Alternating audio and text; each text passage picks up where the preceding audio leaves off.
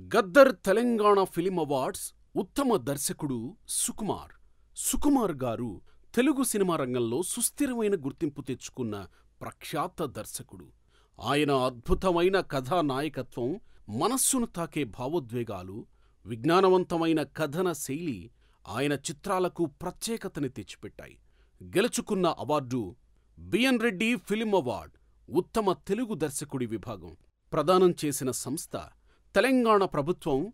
Gaddar Telangana film awards 2024 స్వీకరించిన సంవత్సరం 2025. ఎందుకు ఎంపికయ్యారు? ఆయన దర్శకత్వంలో వచ్చిన చిత్రాలు కొత్తదనంతో, భావోద్వేగాలతో, సామాజిక స్పర్శతో ఉండడం విశేషం.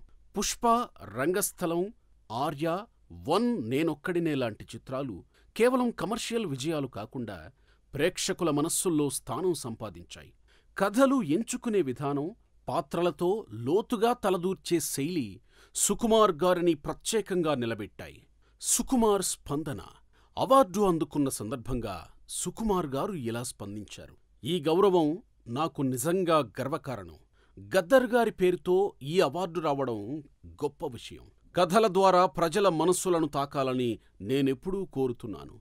ఈ అవార్డు నాకు మరింత బాధ్యతను అందిస్తోంది. సుకుమార్ గారి గురించి ముఖ్యాంశాలు. పూర్తి పేరు సుకుమార్ బండ్రెడ్డి. జననం రాజోలు, ఆంధ్రప్రదేశ్.